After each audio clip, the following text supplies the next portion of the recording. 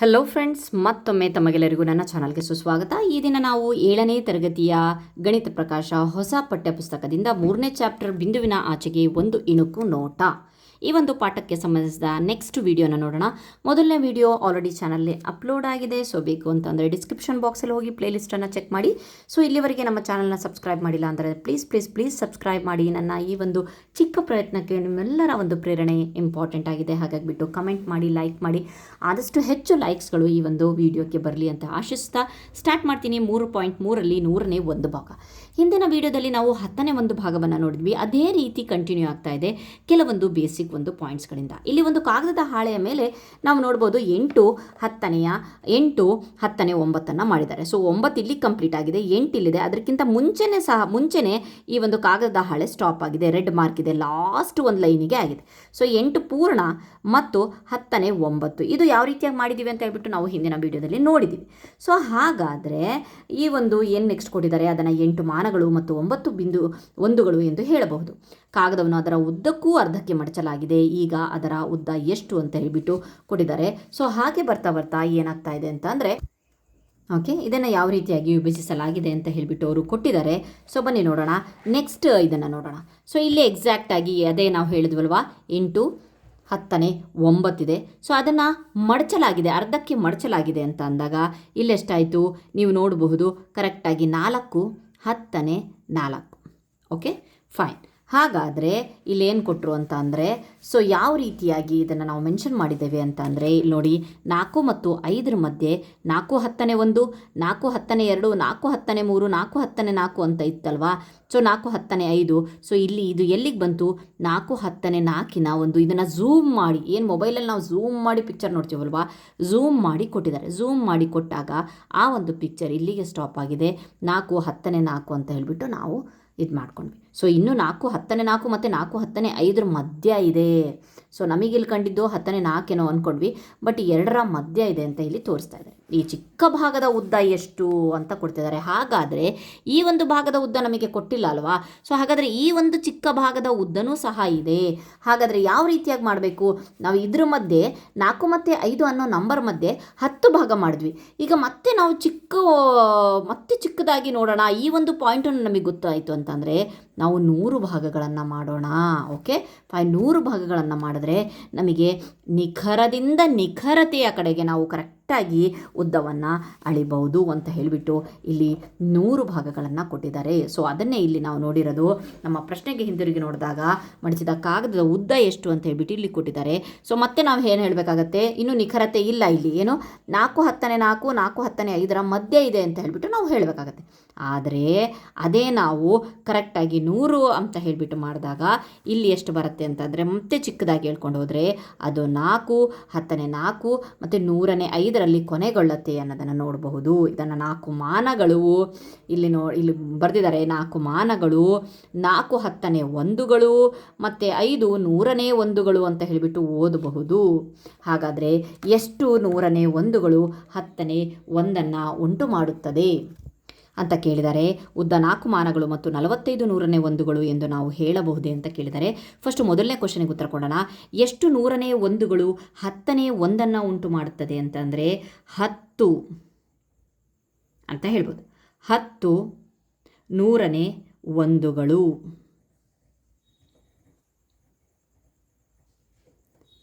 Okay fine. Next ನೋಡೋಣ.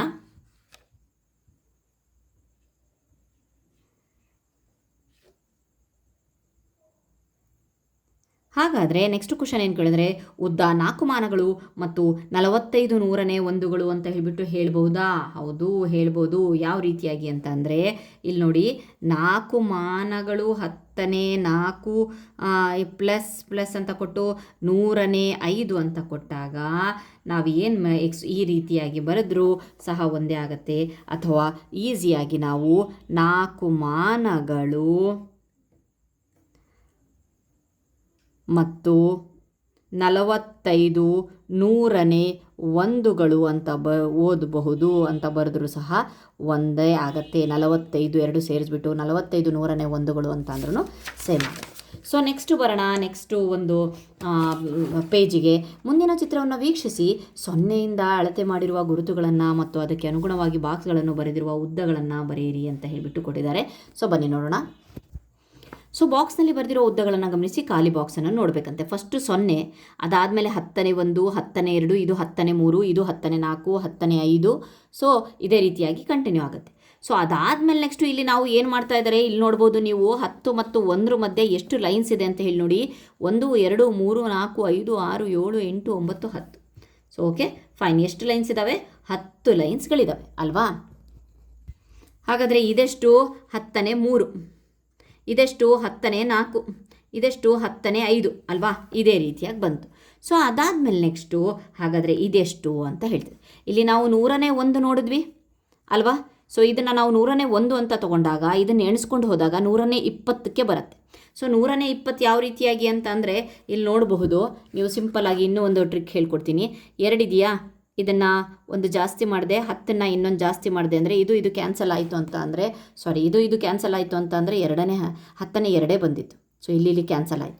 Next 10ನೇ 3, 10ನೇ 4, 10ನೇ 5 ಅಂತ ಬಂದು ಮತ್ತದ್ರ ಮಧ್ಯಕ್ಕೆ 5 ಹೋಗಿದೆ. ಸೊ ಇಲ್ಲಿವರೆಗೆ ಎಷ್ಟಾಯಿತು? 50 ಆಯಿತು. 10ನೇ 5 ಅಂತ ಅಂದರೆ 100ನೇ 50 ಅಂತ ಅಲ್ವಾ. 10ನೇ 2 ಅಂದರೆ 100ನೇ 20 ಆಯ್ತಲ್ವಾ. ಎಷ್ಟಾಯ್ತು? ಇದು 100ನೇ 50 ಆಯಿತು. ಮತ್ತೆ ಎಣಿಸ್ಕೊಂಡು ಹೋಗಿ 5 ಆಗಿದೆ ಅಂತಂದರೆ ಇದು 100ನೇ 55ಕ್ಕೆ ಸಮ. ಓಕೆ, ನೆಕ್ಸ್ಟ್ ಅದೇ ರೀತಿ ಮುಂದಕ್ಕೆ ಹೋಗ್ತಾ ಇರೋಣ. ನೆಕ್ಸ್ಟು ಕೊಡೋಣ. 55 ಆಯಿತು, ಇದು 60 ಆಯಿತು, ಇದು 70 ಆಯಿತು, 80 ಆಯಿತು, 90 ಆಯಿತು, ಇದು 100ನೇ 100. 1 ಅಂತ ಅಂದರೆ ಎಷ್ಟು ಗೊತ್ತಾ? 100ನೇ 100, 100 ಒಂದಲೇ ಹಾಗಾಗ್ಬಿಟ್ಟು ಇಲ್ಲಿ 1 ಬಂದಿದೆ. ಆದರೆ ಅದಕ್ಕಿಂತ ಮುಂಚೆನೇ ರಿವರ್ಸ್ ಹೋಗಿದೆ, 100ನೇ 99ಕ್ಕೆ ರಿವರ್ಸ್ ಹೋಗಿದೆ. ಓಕೆ, ಸೊ ಐ ಹೋಪ್ ಅರ್ಥ ಆಗಿದೆ ಅಂದ್ಕೊಂಡಿದ್ದೀನಿ. ನೆಕ್ಸ್ಟ್ ನೋಡೋಣ.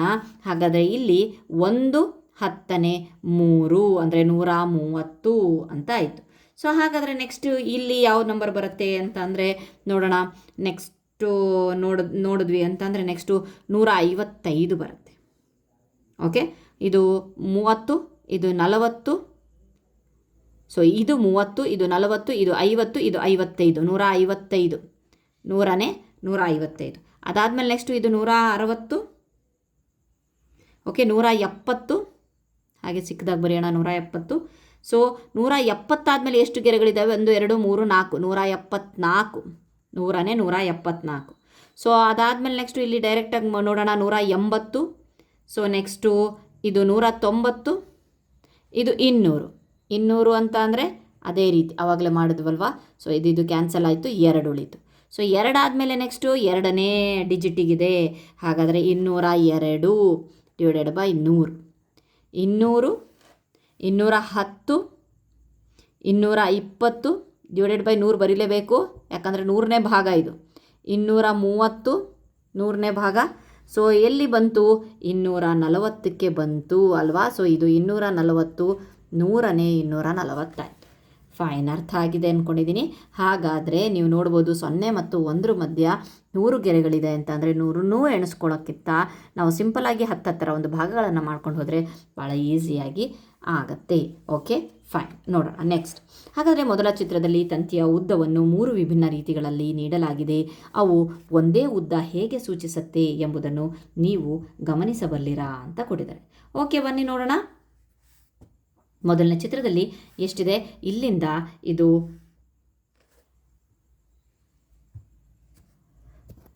ಓಕೆ, ಇಲ್ಲಿಂದ ಇಲ್ಲಿವರೆಗೆ ತೋರಿಸಿದ್ದಾನೆ. ಅಂದರೆ ಹೇಗಪ್ಪ ಅಂತಂದರೆ 1 10ನೇ 1, ಅದಾದಮೇಲೆ 4 ನಂಬರ್ಸು.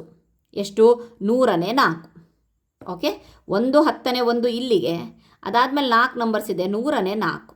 ಇವೆಲ್ಲ 100ನೇ 1, 100ನೇ 2, 100ನೇ 3ರಿಂದ ಚಿಕ್ಕ ಚಿಕ್ಕ ಲೈನ್ಸ್ಗಳನ್ನು ನಾವು ರೆಪ್ರೆಸೆಂಟ್ ಮಾಡಿರೋದು.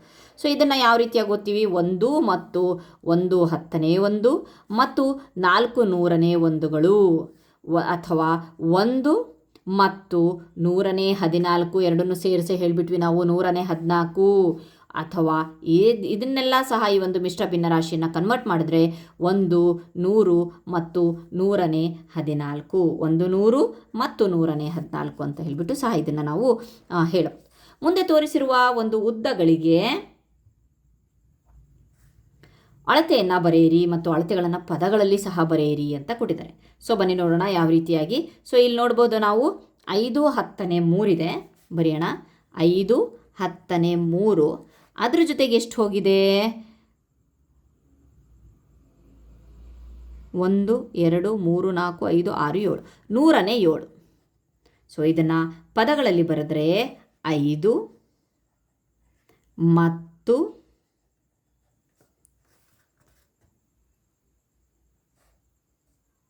5 ಮತ್ತು 3 10ನೇ 1,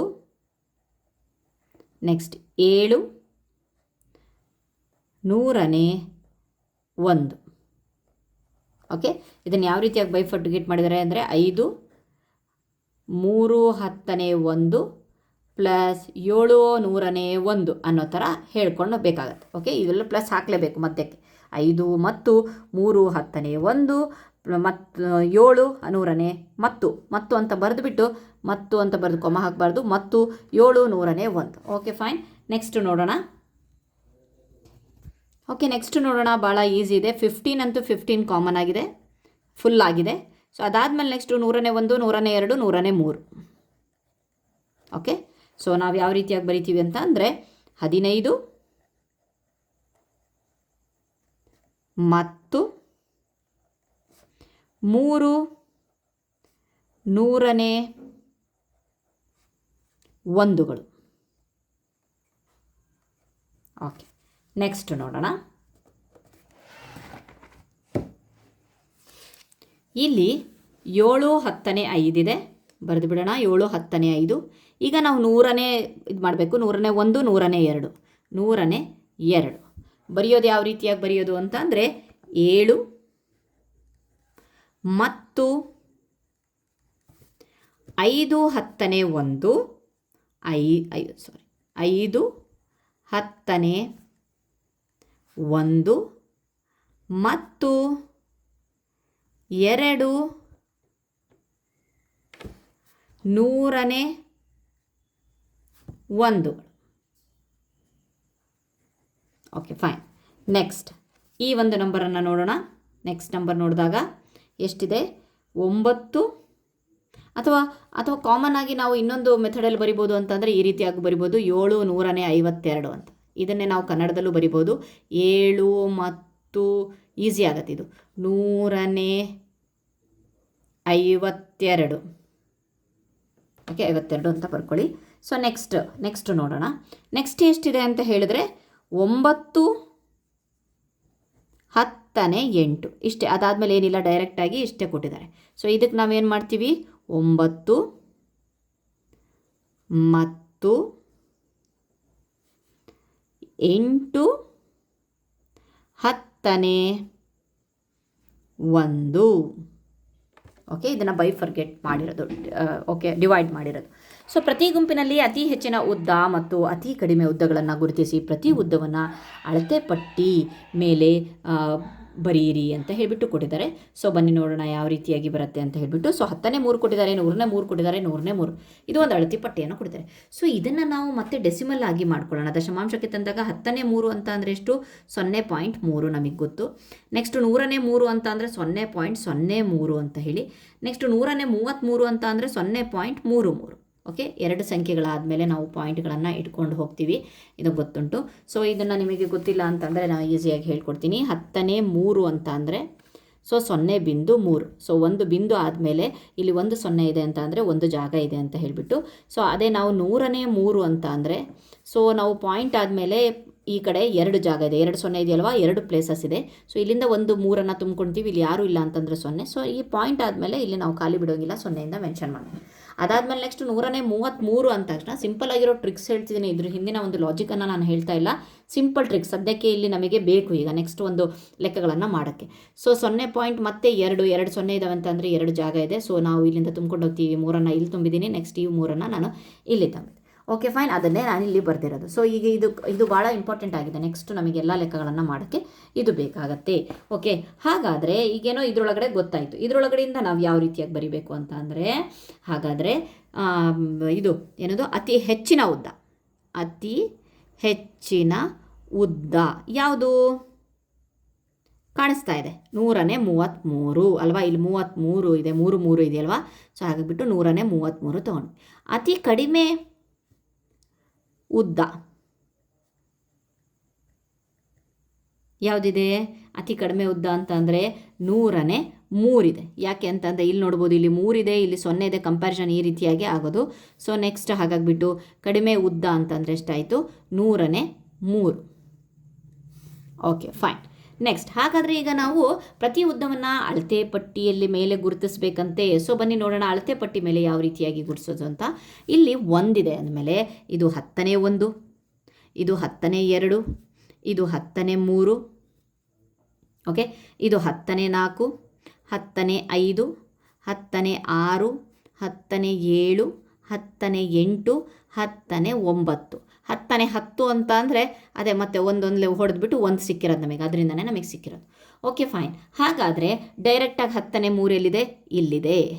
ಓಕೆ, ರೈಟ್ ಮಾರ್ಕ್ ತೋರಿಸ್ತಾ ಇದ್ದೀನಿ, ರೌಂಡ್ ಮಾರ್ಕ್ ಮಾಡ್ತಾ ಇಲ್ಲ. ನೆಕ್ಸ್ಟ್ 100ನೇ 3 ಎಲ್ಲಿದೆ? 100ನೇ 3 ಎಲ್ಲಿದೆ? ಸೊ 100ನೇ 3 ಎಲ್ಲಿಂದ ಸ್ಟಾರ್ಟ್ ಆಗುತ್ತೆ? 100ನೇ 1 ಎಲ್ಲಿಂದ ಸ್ಟಾರ್ಟ್ ಆಗುತ್ತೆ? ಇಲ್ಲಿಂದ ಸ್ಟಾರ್ಟ್ ಆಗುತ್ತಲ್ವಾ. 100ನೇ 1, 100ನೇ 2, 100ನೇ 3 ಇಲ್ಲಿದೆ ನೋಡಿ. ಇದು 100ನೇ 3 ಸಿಂಪಲಾಗಿ ಬರಿತೀನಿ. ಇದು 10ನೇ 3 ಡೈರೆಕ್ಟ್ ಆಗಿದೆ, ಆದರೂ ಬರಿತೀನಿ. ನೆಕ್ಸ್ಟ್ 100ನೇ 33. 100ನೇ 33 ಅಂತ ಅಂದರೆ ಇಲ್ಲಿ ಎಲ್ಲಿಗೆ ಬರುತ್ತೆ? ಇಲ್ಲಿಗೆ 10ನೇ 3 ಅಂತ ಅಂದರೆ ಎಷ್ಟು? 100ನೇ 30 ಅಂತಲೂ ಹೇಳ್ಬೋದು ಅಲ್ವಾ.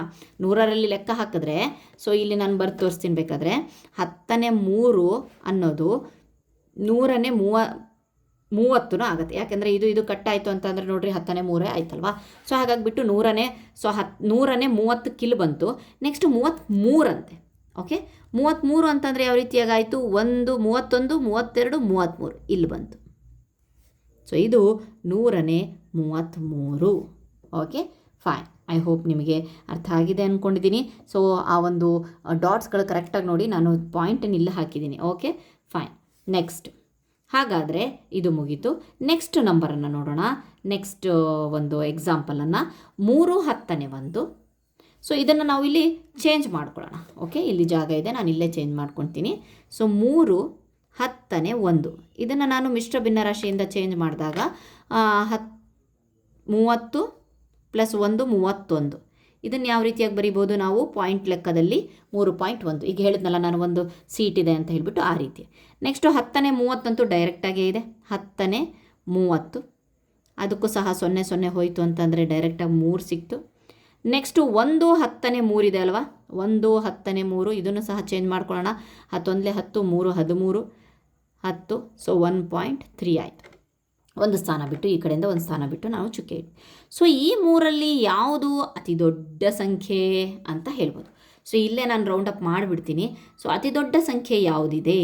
ಅತಿ ದೊಡ್ಡ ಸಂಖ್ಯೆ ಯಾವುದಿದೆ ಅಂತ ಅಂದರೆ 3.1 ಇದೆ ಅಲ್ವಾ. 3 ಫುಲ್ ಇದಾವಲ್ವಾ, ಇದು ಅತಿ ದೊಡ್ಡದು, ಅತಿ ಹೆಚ್ಚು. ಓಕೆ, ಸಿಂಪಲ್ ಆಗಿ. ಹಾಗಾದರೆ ಕಡಿಮೆ ಯಾವುದಿದೆ? ಇದೇ ಕಡಿಮೆ ಅಲ್ವಾ, ಅತಿ ಕಡಿಮೆ. ಇದನ್ನು ಬರಿಬೇಕಾಗತ್ತೆ, ನೀವು ಈ ಫಾರ್ಮನ್ನು ಬರಿಬೇಕಾಗುತ್ತೆ. ಇದು ನಾವು ಚೇಂಜ್ ಮಾಡಿರೋದು. ಸೊ ಬಟ್ ರಿಯಲ್ ಫಾರ್ಮನ್ನು ನಾವು ಬರಿಬೇಕಾಗತ್ತೆ.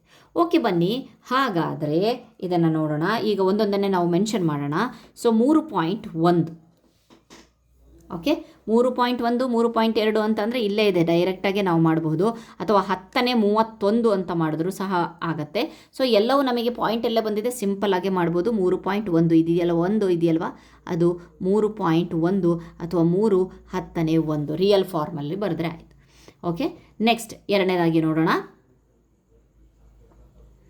ನೆಕ್ಸ್ಟ್ ಎಷ್ಟಿದೆ? 3 ಇದೆ ಡೈರೆಕ್ಟಾಗಿ. ಸೊ 3 ಅಂತ ಅಂದರೆ ಇಲ್ಲೇ ಡೈರೆಕ್ಟಾಗಿ ಕಾಣಿಸ್ತಾ ಇದೆ ನಮಗೆ, ಇಲ್ಲೇ ಇದೆ 3. ಓಕೆ, ನೆಕ್ಸ್ಟ್ ಈಗ 10ನೇ 13 ಅಂತ ಕೇಳ್ತಿದ್ದಾರೆ. 10ನೇ 13 ಅಂತ ಅಂದರೆ ಎಲ್ಲಿಗೆ ಬರುತ್ತೆ? ಇಲ್ಲಿಗೆ ಬರುತ್ತೆ. 1 ಆದಮೇಲೆ ನೆಕ್ಸ್ಟು ಎಷ್ಟು ಬರುತ್ತೆ? 1 2 3 ಅಲ್ವಾ. 13 14 15 16 17 18 19 20 20 ಅಂತ ಅಂದರೆ ಇಲ್ಲಿಗೆ ಬರುತ್ತೆ. ಸೊ 1 2 3 ಇಲ್ಲಿಗೆ ಬರುತ್ತೆ. ನಾವೇನು ಬರಿಬೇಕು? 1 10ನೇ 3 ಕಂಪ್ಲೀಟಾಗಿ 1. ಅದಾದಮೇಲೆ ನೆಕ್ಸ್ಟು 10ನೇ 1 10ನೇ 2 10ನೇ 3 ಬರುತ್ತಲ್ವ ಅದು. ಓಕೆ, ಮೂರನ್ನು ನಾವು ಇಲ್ಲಿ ತೋರಿಸಿದ್ದೀವಿ. ಐ ಹೋಪ್ ಅರ್ಥ ಆಗ್ತಿದೆ ಅಂದ್ಕೊಂಡಿದ್ದೀನಿ. ಸೊ ಅರ್ಥ ಆಗಿಲ್ಲ ಅಂತಂದರೆ ಪ್ಲೀಸ್ ಕಮೆಂಟಲ್ಲಿ ಹೇಳಿ, ಮತ್ತೊಂದು ಸಲ ಬೇಕಾದರೆ ನಾನು ಎಕ್ಸ್ಪ್ಲೇನ್ ಮಾಡ್ತೇನೆ. ಸೊ ಇದು ಡೈರೆಕ್ಟಾಗಿದೆ, ಇದನ್ನು ಮತ್ತೆ ನಾನು ಚೇಂಜ್ ಮಾಡೋ ಅವಶ್ಯಕತೆ ಇಲ್ಲ. ಬಟ್ ಇಲ್ಲಿ ನಾವು ತೋರಿಸ್ಬೇಕಾಗತ್ತೆ. ಸಿಯಲ್ಲಿ 145 ದೊಡ್ಡದು ಯಾವುದು ಚಿಕ್ಕದಾಗಿ ತೋರಿಸ್ಬೇಡಾದ್ರೆ 0.45.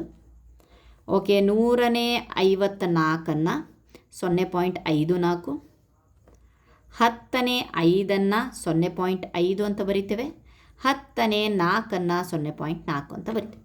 ಈಗ ಇದರೊಳಗಡೆ ಅತಿ ಹೆಚ್ಚು ಯಾವುದು ಅಂತ ಕೊಟ್ಟು, ಅತಿ ಹೆಚ್ಚು ಯಾವುದು ಅಂತಂದರೆ ಇಲ್ಲೇ ಕಾಣಿಸ್ತಾ ಇದೆ 5 4 ಅಲ್ವಾ. ಸೊ 154 ಇದೆಯಲ್ವಾ, ಇದು ಅತಿ ಹೆಚ್ಚು ಹೇ ಅಂತ ಬರಿತೀನಿ. ಪ್ಲೀಸ್ ಸ್ವಲ್ಪ ನೀವು ಇದು ಮಾಡ್ಕೊಳ್ಳಿ.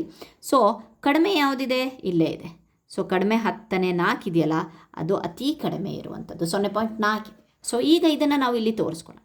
ಸೊ ಯಾವ ರೀತಿಯಾಗಿ ತೋರಿಸೋದು ಅಂತ ಅಂದರೆ ಹೇಗೆ ಅಂತ ಅಂದರೆ, ನೀವು ಇಲ್ಲಿ ನೋಡಬಹುದು, ಇಲ್ಲಿ ಇದು 10ನೇ 1, ಓಕೆ, ಇದು 10ನೇ 2, ಇದು 10ನೇ 3, ಇದು 10ನೇ 4, ಇದು 10ನೇ 5, 10ನೇ 6, ಒಂದಿದೆಯಲ್ವಾ, ಹಾಗಾಗಿಬಿಟ್ಟು 10ನೇ 7, 10ನೇ 8, 10ನೇ 9, 10ನೇ 10 ಅಂದರೆ 1.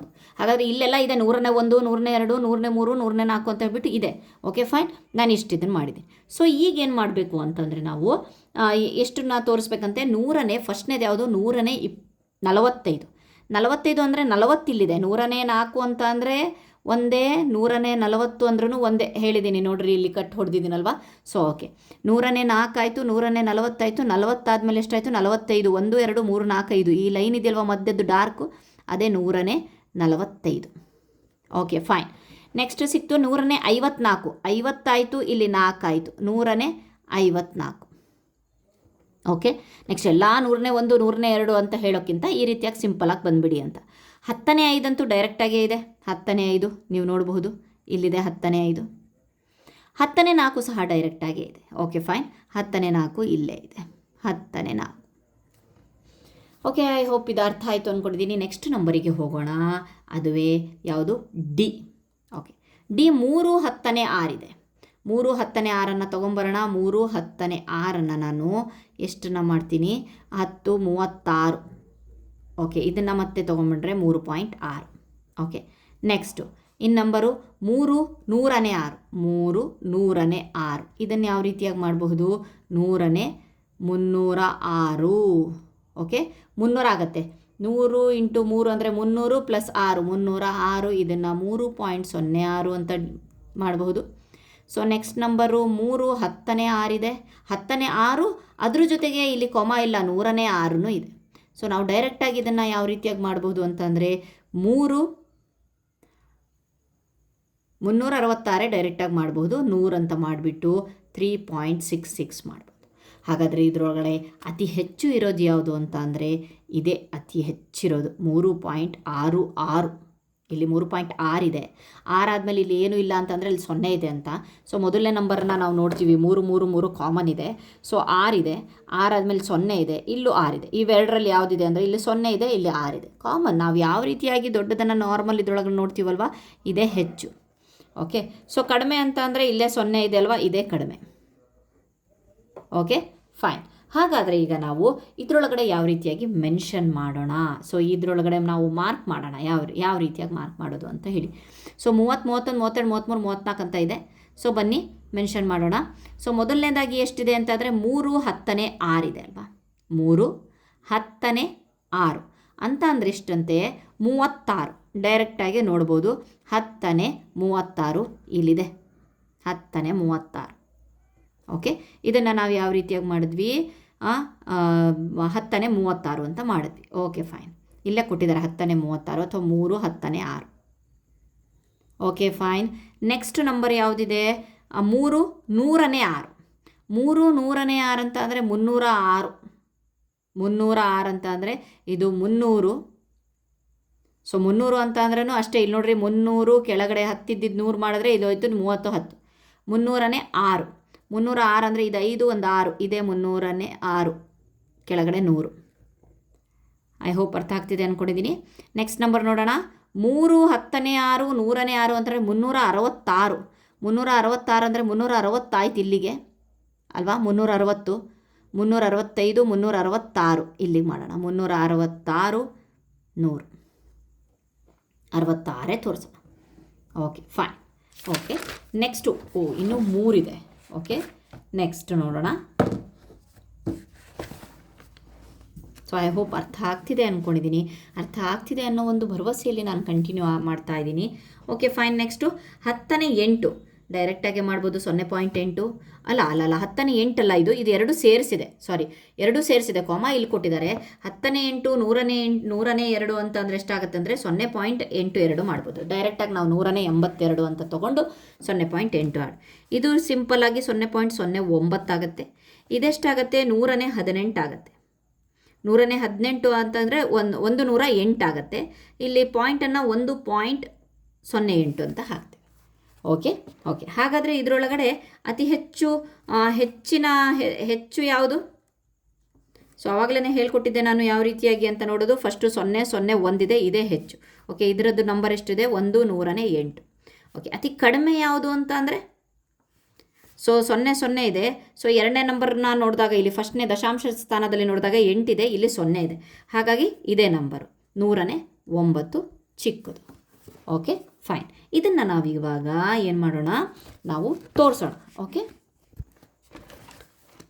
ಸಿಂಪಲ್ಲು. ಇಲ್ಲಿ 1 ಇದೆ ಅಂತಂದರೆ ಮತ್ತೆ ಅದೇ ಆಯಿತು. 10ನೇ 1, 10ನೇ 2, 10ನೇ 3, 10ನೇ 4, 10ನೇ 5, 10ನೇ 6, 10ನೇ 7, 10ನೇ 8, 10ನೇ 9.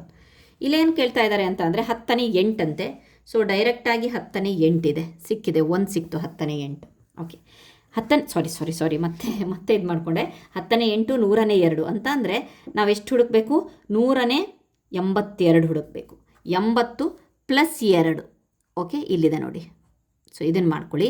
ಇದು 10ನೇ 8 100ನೇ 2ಕ್ಕೆ ಈಕ್ವಲ್, ಅಂದರೆ 182ಕ್ಕೆ equal. Okay fine.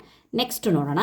So next number ಎಷ್ಟಿದೆ? 109 ಇದೆ. 109 ಅಂತ ಅಂದರೆ ಎಲ್ಲಿಗೆ ಬರುತ್ತೆ? 1 2 3 4 5. 101 102 105 106 107 109 ಇಲ್ಲಿದೆ ನೋಡಿ ಲಾಸ್ಟಿಗೆ. 109 ಇದು. Okay fine. ನೆಕ್ಸ್ಟ್ ನೋಡೋಣ ಎಷ್ಟು ಬಂದಿದೆ? 1 100ನೇ 8. ಸೊ ಒಂದಿದೆ ಇಲ್ಲಿಗೆ, ಕಂಪ್ಲೀಟಾಗಿ ಒಂದು ಪೂರ್ಣ ಇದೆ. 100ನೇ 8 ಅಂತೆ.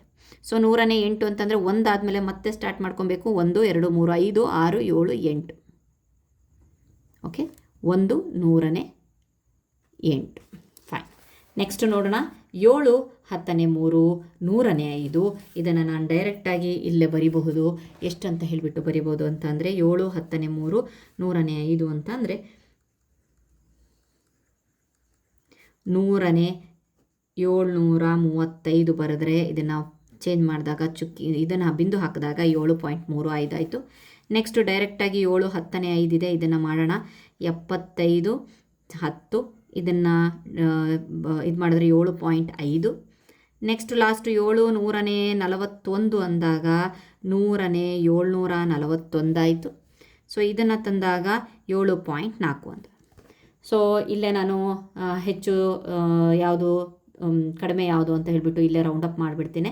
ಸೊ ಸ್ಪೇಸ್ ಇಲ್ಲ ಹಾಗಾಗಿಬಿಟ್ಟು. ಸೊ ಹಾಗಾದರೆ ಯಾವುದು ದೊಡ್ಡದಿದೆ ಅಂತ ಅಂದರೆ ನಾನು ಹಾಗೆ ನೋಡಿದೆ. 7 7 7ನ ನೋಡಿ.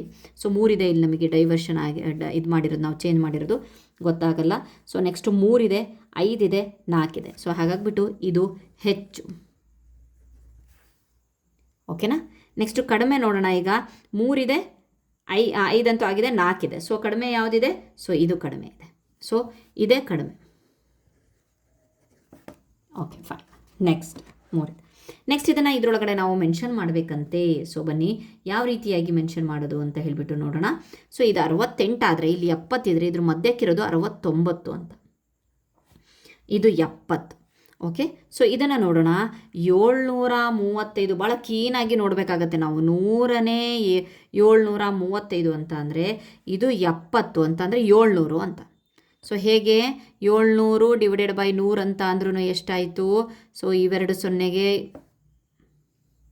ಸೊ ಇದೆರಡು ಸೊನ್ನೆಗೆ ಹೋದರೆ 7 ಆಯಿತು. ಸೊ ಇಲ್ಲೂ ಆಯಿತು, 7 ಆಯಿತು ಅಲ್ವಾ? ಸೊ ಹಾಗಾಗಿಬಿಟ್ಟು ನಾವು 700 ಅಂತ ಹೇಳ್ಬಿಟ್ಟು ಅನ್ಕೊಬಹುದು. ಇದನ್ನು 700 ಅಂದ್ಕೊಂಡ್ವಿ. 700 ಆದಮೇಲೆ ಎಷ್ಟಕ್ಕೆ ಬರ್ತಾಯಿದ್ದೀವಿ ನಾವು? 35 ಯಾವ ರೀತಿಯಾಗಿ ಕಂಡು ಹಿಡಿತೀರಾ? ಸೊ 701 702 703 ಆ ರೀತಿಯಾಗಿ ಹೋಗಬೇಕಾಗತ್ತೆ ಅಲ್ವಾ? 702 7.5 ಅಂತ ಹೇಳಿ ಸೊ ಅಥವಾ ನೋಡಿದ್ವಿ ಅಂತ ಅಂದರೆ ಓಕೆ ಇಲ್ಲೇ ಬರುತ್ತೆ 730 ಇಲ್ಲಿಗೆ ಬಂದು 35 ಇಲ್ಲೇ ನಿಯರಾಗಿ ಬರುತ್ತೆ. Okay fine. ನೆಕ್ಸ್ಟ್ ನಂಬರ್ ನೋಡೋಣ 741. ಸೊ ಇಲ್ಲಿ 30 ಆಯಿತು ಅಂತಂದರೆ 41 ಸಹ ಇಲ್ಲೇ ಬರುತ್ತೆ. Okay fine. ನೆಕ್ಸ್ಟು ಯಾವುದಿದೆ 7 10 10ನೇ 5 ಇದೆ ಅಲ್ವಾ. ಸೊ ಇಲ್ಲೇ ಡೈರೆಕ್ಟಾಗಿ 75 ಅಲ್ವಾ. ಇದು 71 ಅಂತ ಅಂದರೆ ನಾವು ಇದನ್ನೇ ನಾವು 75 ಮಾಡ್ಕೊತೀವಿ. ಒಂದೊಂದೇ ಯೂನಿಟನ್ನು ಜಾಸ್ತಿ ಮಾಡ್ಕೊಂಡು ಹೋಗಿದ್ದಾರೆ ಇಲ್ಲಿ 10ನೇ. ಓಕೆ ಫೈನ್, ಈ ರೀತಿಯಾಗಿ ಮಾಡಿದ್ದಾರೆ. ಓಕೆ ಹಾಗಾದರೆ ಇಲ್ಲಿ ಎಷ್ಟಾಯಿತು ಅಂತಂದರೆ 775 10ನೇ 75 ಇಲ್ಲೇ ಬಂದುಬಿಡ್ತು. ಸೊ ನೀವು ಮತ್ತೊಂದು ಸಲ ನೀವು ಇದನ್ನು ಕ್ರಾಸ್ ವೆರಿಫಿಕೇಷನ್ ಮಾಡಿ. ಸೊ ಇಲ್ಲಿ ಎಷ್ಟಾಗತ್ತಪ್ಪ ಅಂತಂದರೆ 735 ಇಲ್ಲೂ ಸಹ ಬರುತ್ತೆ 735. ಓಕೆ 735 ಇದು ಒಂದೊಂದೇ ಡಿಜಿಟ್ ನಾನು ನೋಡಿರಲಿಲ್ಲ. ಒಂದೊಂದೇ ಡಿಜಿಟು 68 69 70 71 72 73 ಒಂದೊಂದೇ ಡಿಜಿಟ್ ಆಗಿದೆ. ಸೊ 75 ಆಯಿತು. 741 ಅಂತ ಅಂದರೆ ಇಲ್ಲಿ ಬರುತ್ತೆ. ಓಕೆ ಸಾರಿ ಇದಲ್ಲ 740. Okay fine. ನೆಕ್ಸ್ಟ್ ನೋಡೋಣ ಲಾಸ್ಟು. ಸೊ ಎಷ್ಟಿದೆ ಇಲ್ಲಿ 6 ಇದೆ. ಸೊ 61 62 63 ಅಂತ ಹೇಳಿ 10ನೇ 61 10ನೇ 62 10ನೇ 63. ಸೊ ಇದೇ ರೀತಿ ಕಂಟಿನ್ಯೂ ಆಗುತ್ತೆ. ಇದನ್ನು ಒಂದು ಚೇಂಜ್ ಮಾಡೋದನ್ನು ನಾನು ಇದು ಮಾಡ್ತೀನಿ. ಸೊ ಅದಾದಮೇಲೆ ನೆಕ್ಸ್ಟು ನೀವೇ ಒಂದು ಲೆಕ್ಕವನ್ನು ನೀವೇ ಮಾಡಿ ತೋರಿಸಿ. ಇದನ್ನು ಚೇಂಜ್ ಮಾಡೋದು ಬೇಕಾದರೆ ನಾನು ಹೇಳ್ಕೊಡ್ತೀನಿ ಎಷ್ಟು ಅಂತ ಹೇಳಿಬಿಟ್ಟು. ಸೊ ಇಲ್ಲಿ ಜಾಗ ಇಲ್ಲ, ಒಂದು ನೋಟ್ಸಲ್ಲಿ ಮಾಡಿಬಿಡ್ತೀನಿ. ಸೊ 10ನೇ 65 100ನೇ 15. ಸೊ ಇದೆಷ್ಟಾಗುತ್ತೆ 665 ಆಗುತ್ತೆ /100. ಇದನ್ನು ಬರೆಯೋದು 6.65. ನೆಕ್ಸ್ಟ್ ನಂಬರ್ ನೋಡೋಣ 5 187 ಇದೆ. ಸೊ ಇದನ್ನು ನಾವು 587 100ನೇ ಮಾಡ್ಬೋದು. ಸೊ 5.87 ಮಾಡ್ಬೋದು. ನೆಕ್ಸ್ಟ್ ನಂಬರ್ ನೋಡೋಣ 5 107. ಇದನ್ನು ಡೈರೆಕ್ಟಾಗಿ 507 ಮಾಡಬಹುದು. 100 ಕೆಳಗಡೆ 5.07. ಇದರೊಳಗಡೆ ನಾವು ಈ 3ರಲ್ಲಿ ಯಾವುದು ದೊಡ್ಡದು ಅಂತ ಹೇಳಿ ನೋಡಿದ್ರೆ ಇದು ಅತಿ ಹೆಚ್ಚು ಅಂತ ಹೇಳ್ಬೋದು. ಸೊ ಕಡಿಮೆ ಯಾವುದು ಅಂತ ಅಂದರೆ 5 ಇದೆ, 8 ಇದೆ, 0 ಇದೆ. ಸೊ ಇದನ್ನು ನಾವು ಕಡಿಮೆ ಅಂತ ಹೇಳ್ಬೋದು. ಸೊ ಇದರ ಒಂದು ಆಧಾರದ ಮೇಲೆ ನೀವು ಇಲ್ಲಿ ಇದು ಒಂದು ಇದನ್ನು ಮಾಡಿ ಮಾರ್ಕ್ ಮಾಡಿ. ಸೊ ನೆಕ್ಸ್ಟ್ ವಿಡಿಯೋದಲ್ಲಿ ನಾನು ಕಂಟಿನ್ಯೂ ಮಾಡ್ತೇನೆ. ಸೊ ಆಲ್ರೆಡಿ 32 ಒಂದು ಟೈಮ್ ಆಗಿಬಿಡಿದೆ. So thank you so much friends. Bye.